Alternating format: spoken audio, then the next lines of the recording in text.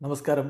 Raft മലയാളത്തിലേക്ക് അവർക്കും സ്വാഗതം. കേരള ബ്ലാസ്റ്റേഴ്സിൻ്റെ അടുത്ത മത്സരം FC ഗോവയ്ക്കെതിരെയാണ്. ശനിയാഴ്ച രാത്രി ഇന്ത്യൻ സമയം 7:30 ഗോവയിൽ വെച്ചിട്ടാണ് ആ കളി നടക്കുന്നത്. ആ മത്സരം കളിക്കാൻ ഗോവയുടെ മുൻ സൂപ്പർ താരമായിരുന്ന, ഇപ്പോൾ കേരള ബ്ലാസ്റ്റേഴ്സിന് താരമായിരുന്ന നോഹ് സദോയി ഉണ്ടാകുമോ എന്നുള്ളത് ഇനിയും വ്യക്തമാവേണ്ട കാര്യമാണ്. അതിനെക്കുറിച്ചൊരു വ്യക്തത നാളത്തെ പ്രീ മാച്ച് പ്രസ് കോൺഫറൻസിൽ കോച്ച് TG പുരുഷോത്തമൻ നൽകുമായിരിക്കും. നമുക്കറിയാം, അദ്ദേഹം പരിക്കേറ്റ് കളിക്കളത്തിന് പുറത്താണ്. വൈകാതെ തിരിച്ചെത്തും എന്നുള്ളതാണ് ലഭ്യമാവുന്ന റിപ്പോർട്ടുകൾ.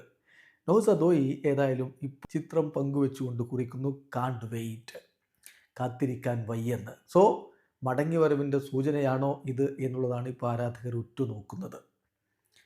അദ്ദേഹത്തിൻ്റെ തിരിച്ചുവരവ് തൻ്റെ മുൻ ക്ലബ്ബായിട്ടുള്ള FC ഗോവയ്ക്കെതിരെയാവുമ്പോൾ, അതും അവരുടെ മൈതാനത്താവുമ്പോൾ, അത് അദ്ദേഹത്തിന് സംതിങ് സ്പെഷ്യലായിരിക്കും. അതുകൊണ്ട് തന്നെയാണ് ഇത്തരത്തിലൊരു കുറിപ്പ് അദ്ദേഹം ഇടുന്നത്. നേരത്തെ നമുക്കറിയാം, ഈ സീസണിൽ FC ഗോവയ്ക്കെതിരെ കേരള ബ്ലാസ്റ്റേഴ്സ് കൊച്ചിയിൽ വെച്ച് കളിച്ചപ്പോൾ 1-0 FC ഗോവ വിജയിക്കുകയാണ് ചെയ്തത്. അന്ന് ബ്ലാസ്റ്റേഴ്സിന് നിരയിൽ നോഹ് സദോയി ഉണ്ടായിരുന്നു. അദ്ദേഹത്തിന് പ്രത്യേകിച്ചൊന്നും അന്നത്തെ ദിവസം ചെയ്യാൻ കഴിഞ്ഞിരുന്നില്ല എന്നുള്ളതാണ് ഈ യാഥാർത്ഥ്യം.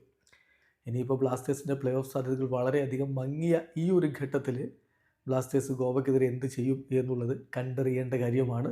നോഹ് തിരിച്ചെത്തുമോ എന്നുള്ളതും കണ്ടറിയണം. ഏതായാലും അദ്ദേഹം നൽകുന്ന സൂചന തിരിച്ചുവരവിൻ്റേതാണ് എന്ന തരത്തിൽ പലരും ഇപ്പോൾ അതിനെ വ്യാഖ്യാനിക്കുന്നുണ്ട്. കാണ്ട് വെയിറ്റ് എന്നാണ് അദ്ദേഹം കുറിക്കുന്നത്. ഏതായാലും ഈ കാര്യത്തിലൊക്കെ വ്യക്തത നാളെ ലഭിക്കും. നാളെ കേരള ബ്ലാസ്റ്റേഴ്സിൻ്റെ പ്രീ മാച്ച് പ്രസ് കോൺഫറൻസ് ഉണ്ട്.